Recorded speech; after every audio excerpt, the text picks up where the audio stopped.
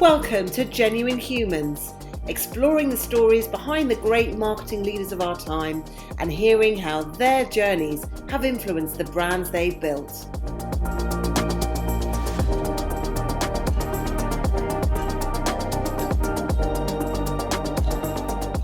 Brought to you by The Social Element, here are our hosts, Tamara Littleton, CEO and founder, and Wendy Christie, Chief People Officer.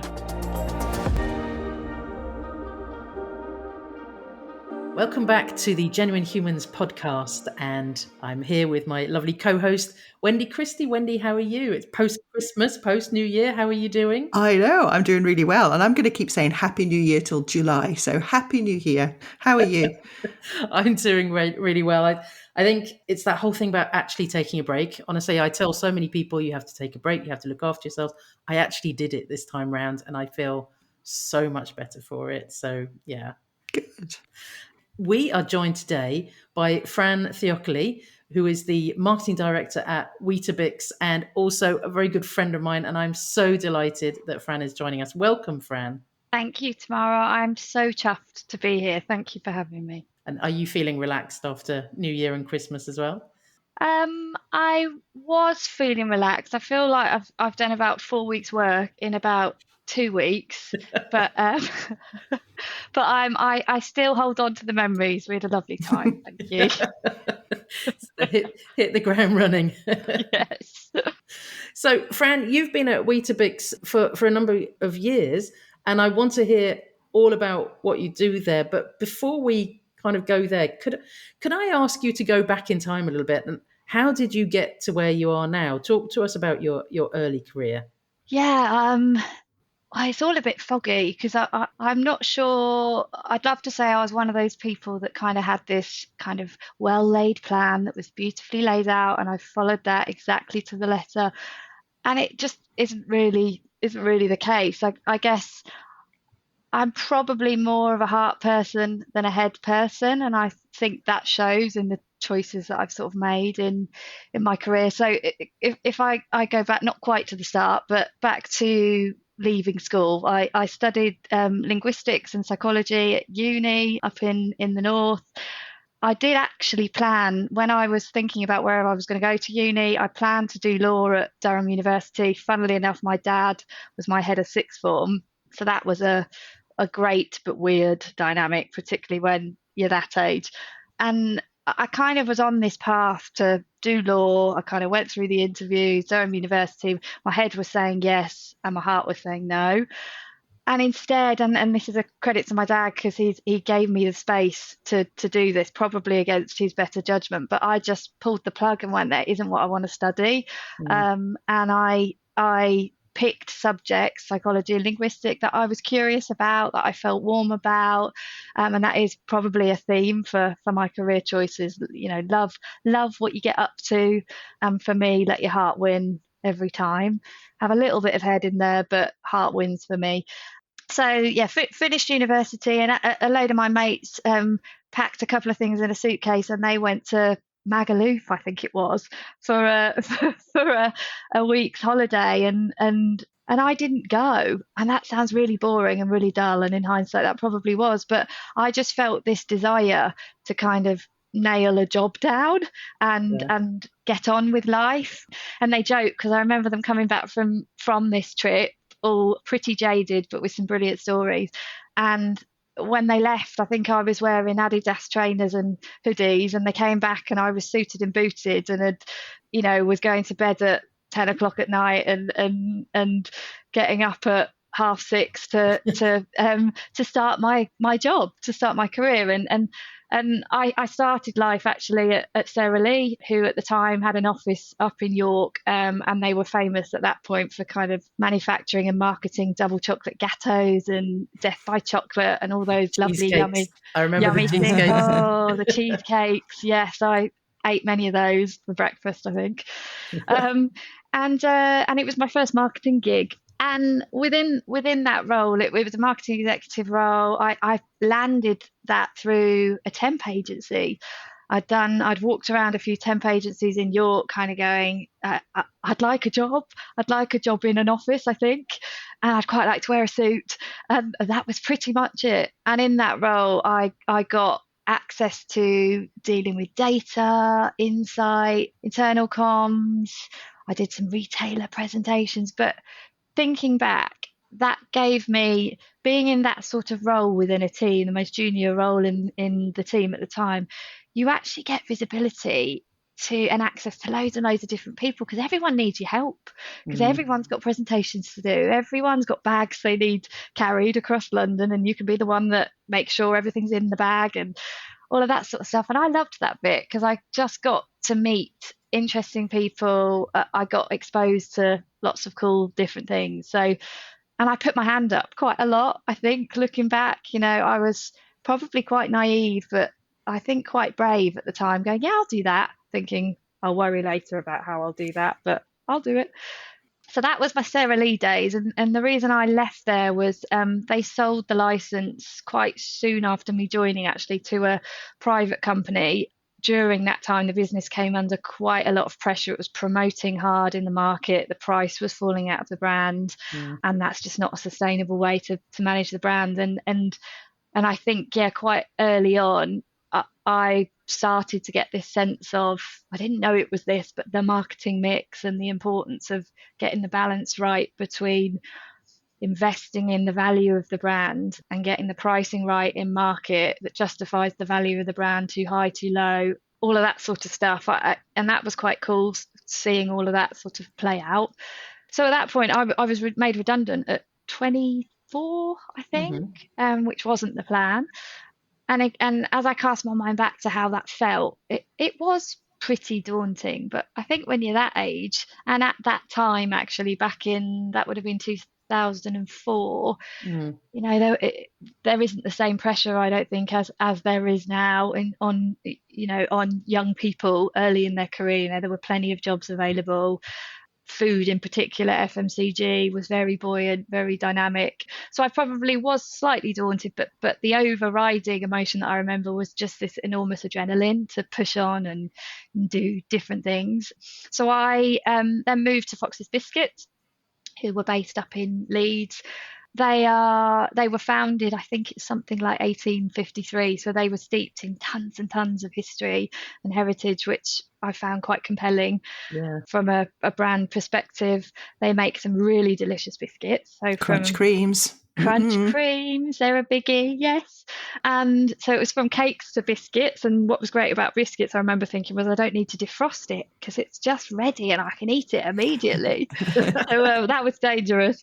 And I guess the appeal for me of Fox's was well-known brand, a warm brand, and a fairly big brand, but a small business feel. And I think that's a pattern in my career. I've tended to make choices that have meant that, when I think about the brand, it makes you feel something. And when I think about the business, I feel an ability at whatever level I've been at to make a difference, and not just kind of be a number on the payroll and sucked up in the volume of people and hierarchy and all of that sort of stuff. And there's nothing wrong with big organizations and hierarchy at all. There's plenty of good things that can come out of that. But for me, I just had this, my heart was pulling me to big brand feel, small business feel, medium business feel. And within my time at Fox's, I did some kind of deeper brand management work. Later in my time at Fox's, I specialised a bit more in insight and innovation, which I loved. The ability to kind of step out and look more to the future of anchored in data and insight was really compelling for me. And who doesn't love kind of coming up with new ideas and launching new stuff in the market? I guess FMCG, I've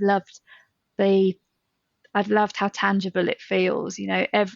Friends, family really count to me, and they've always got a point of view on what I do because it's brands they use, it's food, and everybody's got something to say about that. And it's cool when you see your stuff and your team's work hitting the market. I was just going to say, do you still get like a thrill when you see it on the shelves in the supermarket and everything as well? Oh, enormously. Yeah, enormously. I mean, I don't go into store as much as I used to.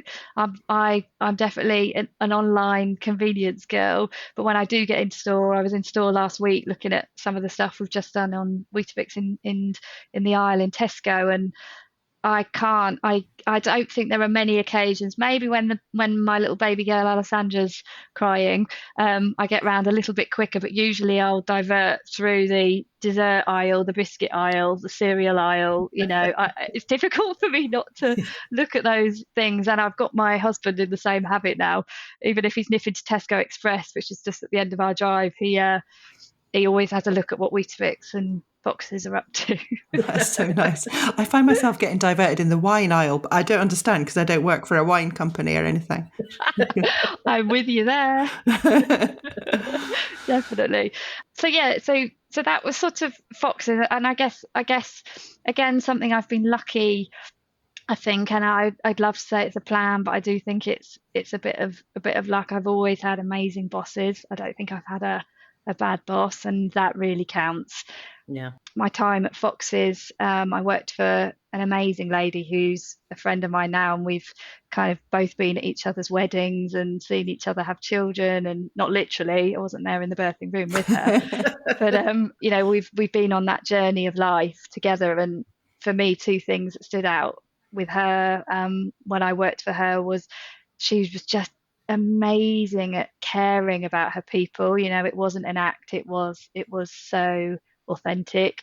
So she had this care and this passion for her people and for the work, but she was just, her work ethic was off the scale as well, and she would never ever expect anything of you that she wouldn't expect of herself. So my bosses have been a big reason why I've hung about in the roles that I've hung about in, and the businesses I've hung about in for as long as I have.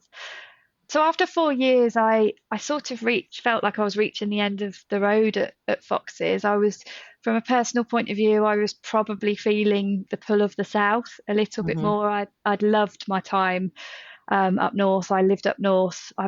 I grew up in the Midlands, but I lived up north for maybe 10, 11 years, something like that. But I felt this pull to kind of get closer to London and the bright lights. At this point, I was kind of 27, 28, and that all seemed quite appealing. And I felt this ambition to just tidy up my marketing skill set a little bit. Yeah. I liked the idea of having bigger budgets to play with. I liked the idea of probably spending time with people with different experiences and learning from different people with different backgrounds, different experiences, as I said. And I guess, I interviewed at the time for a number of FMCG branded roles, and Weetabix just outshone all of them, literally. I mean, the lights came on for me when I walked through the door, and by no means was it because of the kind of the grandness of Weetabix offices, because they're not particularly grand, if I'm honest. It's we are still based at the original mills, and the building's a little bit crumbly in parts, but it feels like home. It feels like home to me, and it feels like, I love the fact most of the businesses I've worked in, Foxes, Weetabix, the food is made on the site where I work, and I love that, because I love getting close to where the food's made. I have a passion for, I want to do it a bit more than I do now. But I remember in my early days, I was spending a huge amount of time with the teams in the factories, talking to them about the quality of the food, sharing the consumer letters, because there were lots more letters back then, and walking in the shoes of consumers, but walking in the shoes of the people that matter, which is the people that make the food in the organisation as well. And that's a theme for me that kind of makes me tick. I love that human touch, that human connection. See what I did there? Human connection. Well done. So that's been cool, and that light did come on for me at Weetabix. I knew the brand was amazing. I knew the food was good because I'd eaten it for most of my life, but the people and the business came to life for me when I was interviewed. And 14 years later, I'm still there. I'm still at Weetabix. And I guess that wasn't the plan. I thought maybe I'd do 2 or 3 years. They're about an hour north of London. And I thought this might be a stepping stone to get deeper into the heart of London and the access to the brands and the businesses in that space. But I guess, yeah, 4 different owners later. We're currently owned by Post Holdings, who are a US-based consumer packaged goods business who have a handful of operating companies who make lots of different foods across the US and the UK mainly, but globally. And they've been an amazing owner. They bought us in 2017, and they talked at the time about us being an acquisition for them that was a forever brand acquisition. Right. That's nice. Which was lovely, because they were saying, just keep doing what you're doing. We're not coming in to kind of tell you how to do it differently. It's no coincidence the business and the brand is 90 years young, because we kind of know what we're up to, and they were really respectful of that. But at the same time, they're challenging at the right points. They will sometimes throw in a question that just causes us to stop and pause and think about what we're up to, and I think more often than not, it's really insightful and really helpful. So they give us freedom, but they also give us huge counsel, and really smart counsel. So that's been amazing. And I think on average, I've changed my role every 2 or 3 years within Weetabix. Yeah. Started life as a senior brand manager, and marketing is my trade. But within my time at Weetabix, I've moved cross-functionally, which I would recommend to everyone. Yeah. And don't wait to be asked and offered. Own your stuff, own your journey, and market it to those people around you, and get people to try and get people on side to champion it with you. So those cross-functional moves for me, I was probably the most obvious one has been my move to run the category team in the commercial team at Weetabix. I've done some project cross-functional stuff, but that was lifting me out, moving me into the commercial function, and just my ability to walk in the shoes of a different function within the business and spend time with our retailers and our customers. As a marketeer, that's enormously powerful, because it's those people that house our brands, and it's the shop window literally to our brands. So that opened my eyes to that world, and I think it's changed my perspective on what, as marketeers, we can do well. And I think if we don't spend time in that area of the business, we're missing a trick. And then in 2017, that was the point at which I landed the executive leadership role as the marketing director within Weetabix.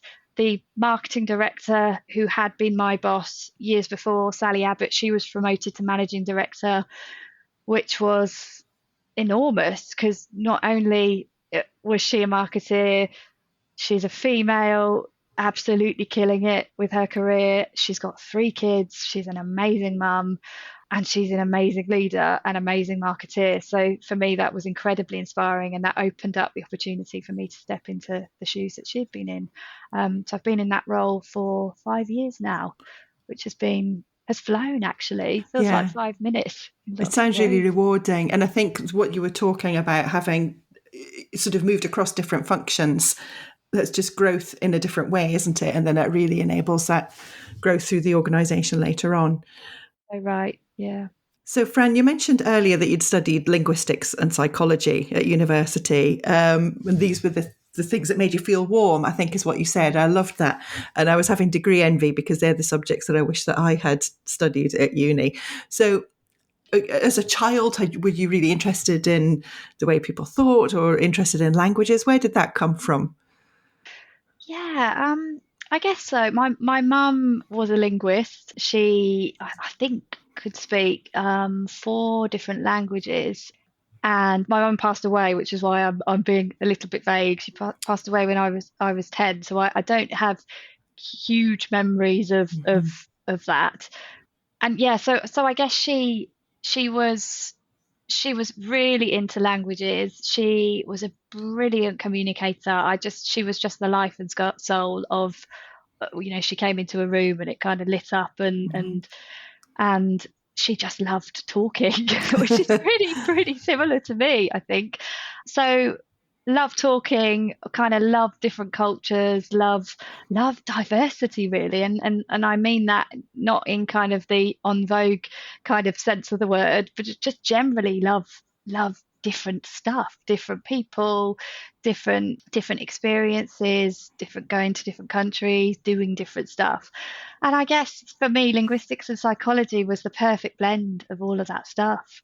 And I was just curious about it all. And I've, as I said up front, I kind of didn't really have this kind of really clearly laid out life plan. I never have. And I quite like the freedom that not having that brings. And I felt that choice of course would allow me to do many different things. And actually, when I talk to people now about career journeys and that sort of stuff, because I think you tie yourself up in knots about what to do. And I remember thinking, by the time I'm 30, I'm going to have done this, this, and this, and I'm going to achieve this, this, and that. And then I got there, and some of it I'd done, and some of it I hadn't. I was still single, and and I just say to people now, don't kind of worry about that stuff. Stuff will happen when it's meant to happen, and just enjoy the journey. But I try and guide people to say, just have options. Give yourself as many options as you can. And that, if that means you've got a stepping stone in place that can lead you 5 different ways, brilliant. A stepping stone that might only lead you one way, I'm not sure is as helpful as one that might lead you 4 or 5 different ways. And I felt that course would allow me to go down many different paths. Fantastic. And sort of going back even further, and I was sorry about what you said about your mum passing away when you were 10. I mean, what were you like as a child, and did that, it must have had a big impact on you? Yes, yes and no. I mean, of course, it was enormous, but at the same time, I don't know any different. So I kind of don't. I kind of don't really know if that were a sliding doors moment. I don't really know where the other door would have taken me. I've got so much to be grateful for. I don't feel shortchanged in life in any sort of way. I think about my mum a lot. I think about what she'd say to me. I think about what she'd be like. I think about the time she'd have with my daughter, all of that sort of stuff. But my dad made sure that we had lots of opportunity in life, and I mean that in the best way. We had to work for it, and we had to earn it, but he made us feel like anything was possible. So yeah, I guess as a child in life, I grew up with this sense of hard work. I grew up with many happy memories. We camped a lot. I don't think I stayed in a hotel till I was about 16 or something like that. I don't think I went on a plane until I was about that age as well. We used to jump in the car with the caravan in tow. We spent a lot of time in Dartmoor with friends and family. We went abroad to France. We got the P&O ferry. I remember always feeling sick on the P&O ferry. Yeah, but I remember, and I don't know how much of this was conscious, but I remember thinking every experience we had, I was very aware of my dad had worked really hard to help us have that experience. My dad was a maths teacher, my mum a French teacher, and but my dad, around being a maths teacher, used to drive coaches on the weekends. I remember many years posting the census. Do you remember the census? We post that through many different doors. My dad used to do that for a bit of extra money. I remember nearly getting my hand bitten off by a dog one day trying to get that through the door. He used to mark exam papers, and I'm not sure if he was meant to do this, but he used to pay me 10p a paper or something for me to double check he'd added the numbers up right on the maths paper of these exam papers. And I just remember having this sense of, by him doing that, we can do this, right? And this will mean we will go on holiday to Dartmoor in May, and there was this real sense of that. So I think in the early days he really kind of bedded in this sense of anything's possible, but you need to work hard to achieve what you want to achieve. And he also, I remember kind of him teaching me this sense of control the controllables. Don't waste your energy on stuff that you can't worry about, that you can't control. So I felt quite safe growing up, despite suffering the loss of my mum and that hole that it left within our family. I did feel this sense of safety and stability, and that I'm massively thankful for, that my dad, I think, worked hard to put in place so that the bottom didn't fall out the family when we didn't have my mum around anymore. The other thing I remember as a child is I loved performing arts. I loved getting up on stage. I loved that, I had these romantic ideals in the early days of going on a cruise ship and singing for a living. I've still got those ideals. Well, I have too. Maybe we can set one up together tomorrow. Do you want to launch a cruise ship? That's a great idea. I remember watching, when I'd watched The X Factor, and a criticism would be, well, it sounded a bit cruise ship. And I'd think, yeah, and what's wrong with that? Sorry, totally interrupted your flow there. No, I absolutely agree. Loved performing arts, and I did kind of have these romantic ideals of that. But I think I also had, kind of running alongside this curiosity for business. I quite like this idea of, if you do that, this thing will happen. If you design this thing, maybe you can bring this stuff to reality. And yeah, there was a little bit of wearing the suit and carrying the briefcase and all these things that come with those kind of romantic ideals of what you might do in future. But as I said, they were just kind of far out there kind of dreams. I didn't really have this well thought through plan. But in summary, despite suffering tragedy as a family, I think I had a wonderful childhood, and I think my dad, as you can sense already, is a bit of a hero to me, kind of really creating a path for us that we were very, very privileged to have. He sounds amazing. And was there anyone else that you looked up to as a child, whether it was someone you knew or somebody in the public eye? Yeah, I think for me, my sisters sort of closer to home again. My sisters I was the youngest of three. My sisters are both 4 and 5 years older than me. So the oldest one, I think, had to really step in to kind of do the stuff that my dad needed help with, so she was the one putting the washing on, she was the one loading the dishwasher, and I was kind of standing behind her, getting in the way probably. And I'm incredibly grateful for, and still very, very close to them. We're not the kind of family that calls each other every day and tells each other that we love each other every day, but we kind of don't need to say it, because we just know. I think when you go through something as epic as that in your life, there's a closeness, there's a bond that other people can't see.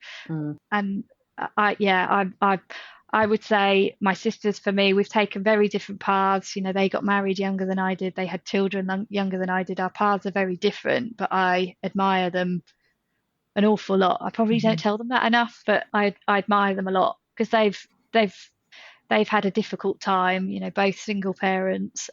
Things haven't always gone to plan for them, but blimey, they smile their way through it, and they still have fun, and they've still got a zest for life, which is admirable, I think. Well, hopefully they'll hear this and hear you saying those wonderful things, and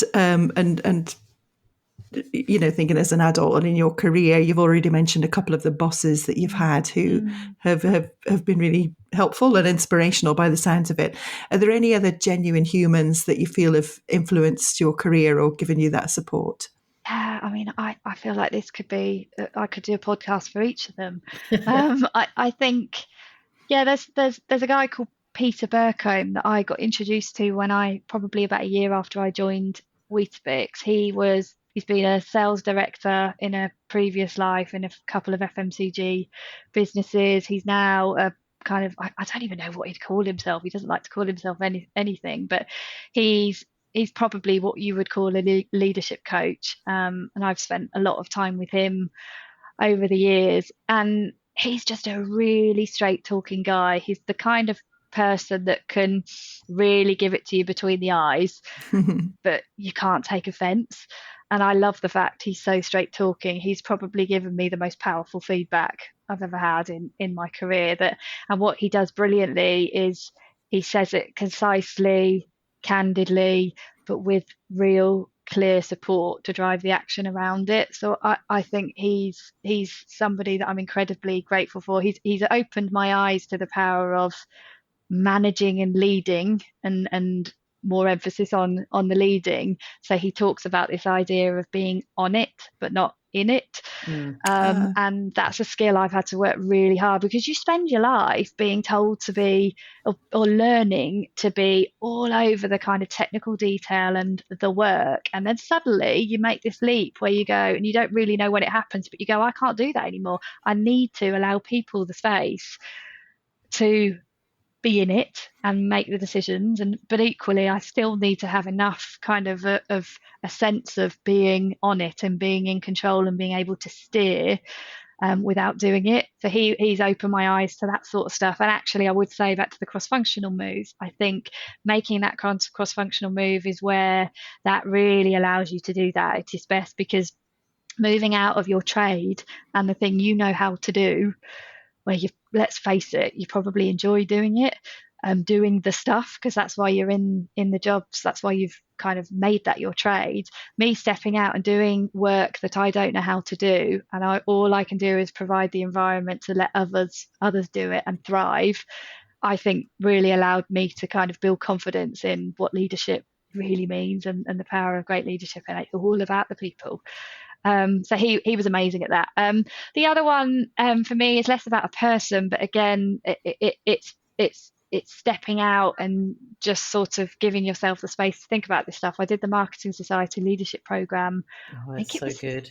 Oh, isn't it amazing? Isn't it? I think it was about 10 years ago, and you'll know tomorrow. It's the ability to just sort of step back, reflect, hold a mirror up, kind of look at what you're up to, look at where you want to go, look at where you want to take your professional and your personal life, and talk about that stuff with like-minded people. And the thing for me, what that opened my eyes to, was up until that point I had this kind of really strange, I wouldn't call it a fear, but just this, I didn't have an appetite to network, and almostly I found it gets in the way of the work I need to be doing, and I feel a bit awkward about it, and I'm going to turn up and no one's going to talk to me, and all of that sort of stuff. And suddenly I got in a room with a load of people, and I just thought, wow, how much value, how much am I enjoying spending time with people outside of my organization, and who have got different backgrounds to me, different opinions on stuff, different experiences, and I suddenly had a different perspective on the power of building your network. And I think, the word I don't like, but I think there's enormous strength in spending time with people outside of your organization and opening your eyes to the art of the possible. And that's what that Marketing Society Leadership Program did for me, and I'm still friends with those people now. And I think, the network is so important. And just because I'm feeling a little bit fraudulent now, I haven't actually been through the course. I just know so many people have been through it. And our own MD, Lynn Frost, is on it as well. And it's just, people talk about it in such a sort of high regard. And the Marketing Academy in the same way as well. It's just developing your network and getting that outside help. But I'm interested to know, how would you describe your leadership now that you sort of, you've had this support, and there's been so many things that have happened, but how do you describe your leadership, and also how do you set the culture? Yeah, I remember once someone said to me, work out what type of leader you want to be. And I remember thinking, oh, that's not a helpful question. And actually, I think it is a really helpful question. But it's only now I'm further down the track of spending time thinking about leadership that I see the value of that. And I would say I care really deeply about people that I work with. I genuinely want them to do really well, and I genuinely want them to be better than me, because I know by them being better than me, I'll be better because they'll teach me stuff. And I care about them personally, and I care about them professionally. So that kind of deep care is real. The other thing for me is I I'm probably deeply demanding. And I think because I care deeply, I get away with being deeply demanding. They know when I'm challenging on, can we go faster? Is that good enough? Should we pause? Should we delay just to give ourselves more time? And asking all of those questions for them, I think, because they know my intention is good, and it's because I want them to be successful, and I want what we're up to be successful for the good of the business and for the good of all of us. I can kind of get away with it. So I would describe it in those two ways. And I don't think you can demand deeply and challenge deeply unless you've earned that trust and shown how much you care. That's got to come first. And the culture, I would say, for me, there's something about, and I'm conscious I say this with a decent title behind me, but I don't care much for titles, for job titles. I think there's a danger with job titles that it restricts people. I think there's a danger that it kind of carves out, well, this is where I sit, and so that person above me needs to tell me what to do, and it, not because I'm being lazy, but because they've got the experience and they've got the job title that suggests they should. So I kind of like people to put the job titles behind them and just go, you are a leader in your own space. You might not have leader in your title, but that doesn't matter. Ignore it. Lead in your space. And if that means, and this is terrible because it kind of sounds like I'm talking down on the people that buy the paper clips. But if you buy the paper clips in the organization, or if you buy £18 million worth of marketing advertising, for me, it's irrelevant. If you buy the paper clips and you think we shouldn't be buying paper clips anymore, and you think there's a different way we should buy the paper clips, I want to talk about that. I want to hear your points of view on that. I want you to lead in that space that you operate in, and perhaps step outside of that space and push out of those boundaries and think like a leader, behave like a leader, and focus like a leader. And we talk a lot about, you are all mini managing directors in my team. You might look after that £2 million brand, and someone looks after the £150 million brand that is Weetabix. But I want you to feel how like you've got the same voice as that person who runs the big stuff, runs the big guns, and talk to me about what your ideas are. Talk to me and behave like you run the 150 million, because one day you will. And so why don't you promote yourself in your head now and get, and put yourself in the shoes of that person and think and lead like that person. So I'm a big believer in thinking, focusing, behaving like a leader before you think you might have got there. Because if you don't behave like it, you might never get there, because you kind of limit your potential. I love that. And we're seeing the sort of the output of that approach, and, Weetabix absolutely smashing it in so many ways. And in particular on social media, obviously we can't have a podcast where we don't talk a little bit about social media. And obviously that's something that you've had some great success on in so many ways. But how are you using social now to sort of connect with your audience? What are some of the different things that you're doing? Well, if I take you back to, it wasn't that long ago, probably 5 or 6 years ago, when I moved into the chair of the marketing director role, I looked at the media and where we were placing our bets on our media, and for all very sensible reasons at that time, almost 100% of our advertising budget was on TV, linear TV. And we're now at a place where it's about 60-40. We spend about £18 million on marketing, and we got to be responsible with that money. And for me, TV for us is still king. TV is kind of where the return on investment suggests is working its hardest, and that's going to be for however long is going to be a dominant part of our plan. And what we've done gradually over time is try to responsibly nudge and move that on and test and learn as we go. If I'd pitched up at the first conversation at the board table in 2017 and gone, right, I think we need to stick 50% of our marketing spend behind social media, kind of where's the evidence? Where's the learning? So what we've tried to do is anchor all of our decisions about where we place our marketing investments in following our audiences and following them with relevant stories and stories that make them smile and stories that make them feel something and think differently about Weetabix. And I think social has been an example of where we can access a younger audience with stories they might not have heard before about Weetabix that we might not want to place in a TV ad, because there's only so much you can say in one piece of TV copy. In social, you've got the opportunity to have a conversation much more frequently, much more deeply, as you both know very, very well.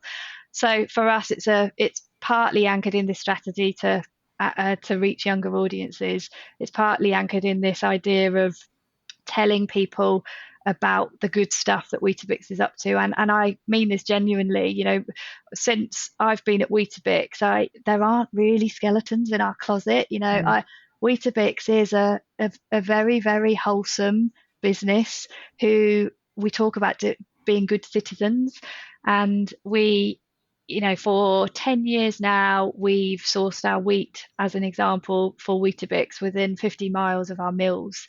And that was kind of before all of that stuff was trendy.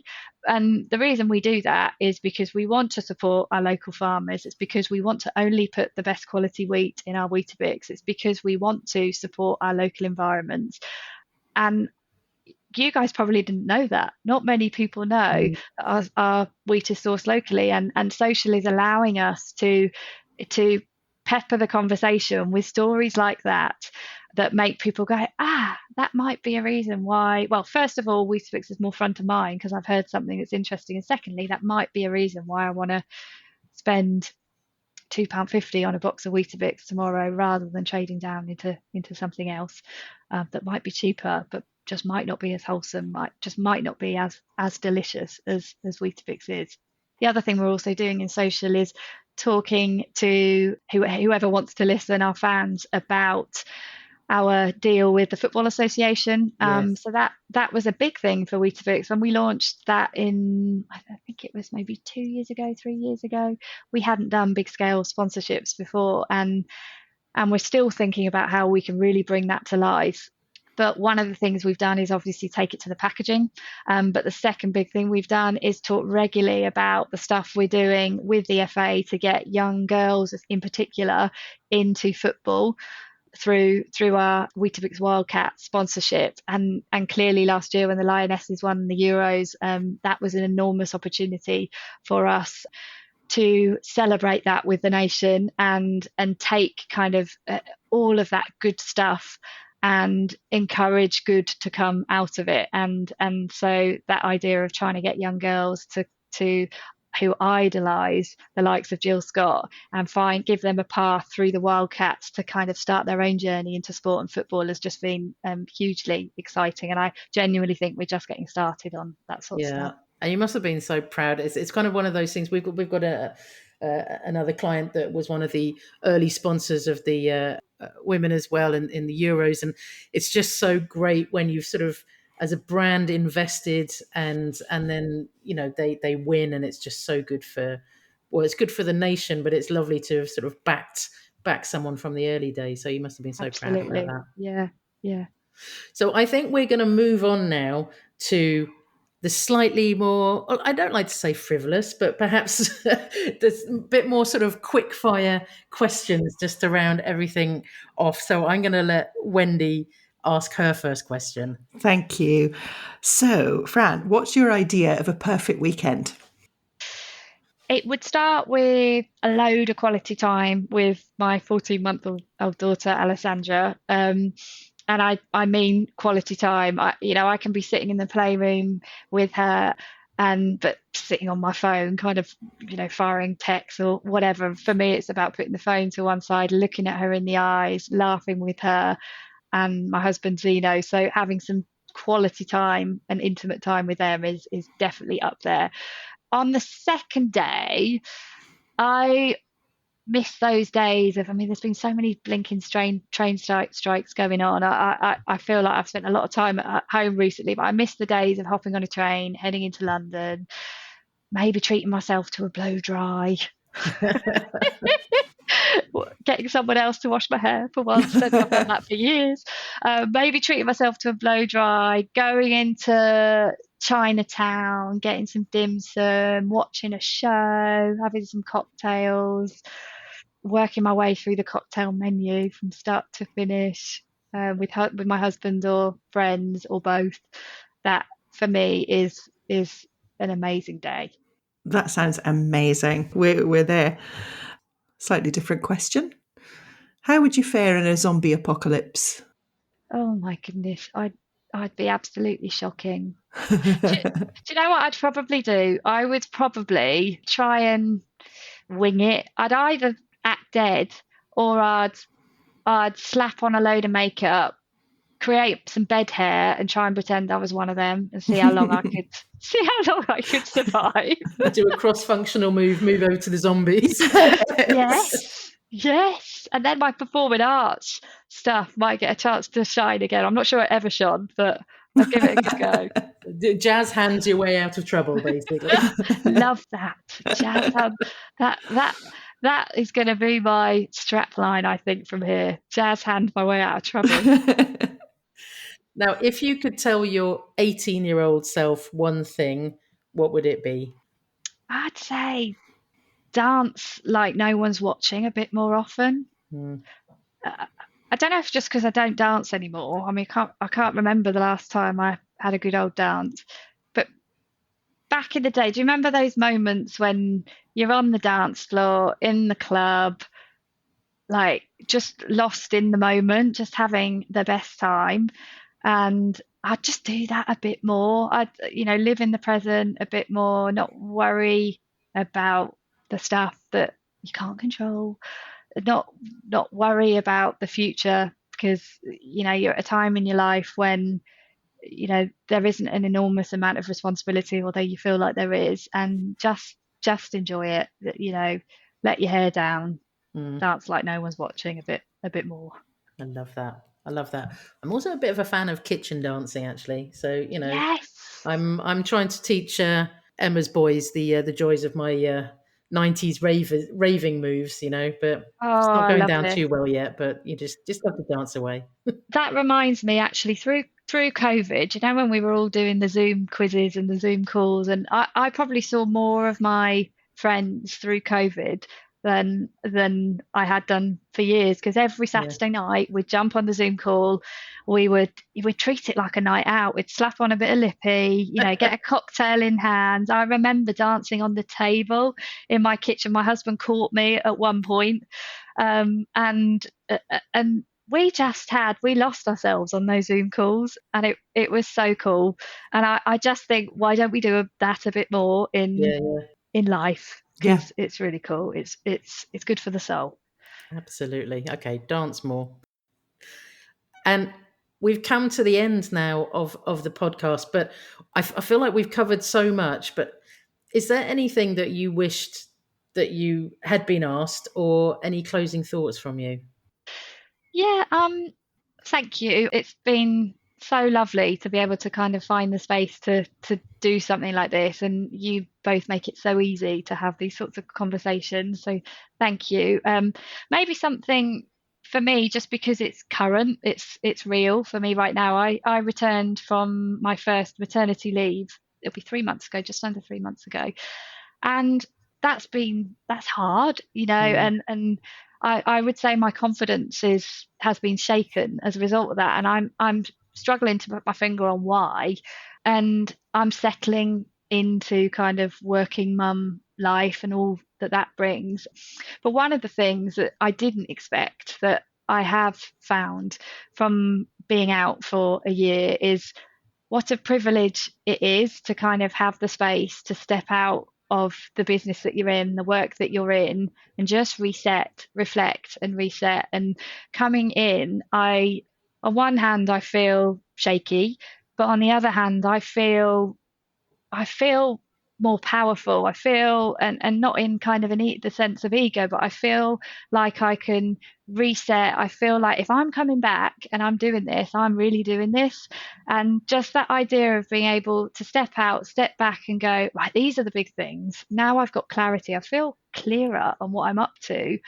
more than I did before I left. And so I think, I'm not suggesting everybody suddenly go off on maternity leave, but if you get the opportunity to take a sabbatical, go on a longer holiday, take the long weekend, take the time out, pause the meeting when it's hard, do the sleep test, come back in the morning, getting that space to get clear and feel bolder and braver about what you're up to, I think is hugely powerful. And I'm not sure I've done that enough in my career, and particularly when you've been in a job or a business for a while. I really think there's merit in stepping out and reflecting and resetting and trying to take that time if you can. I've had huge benefit from that.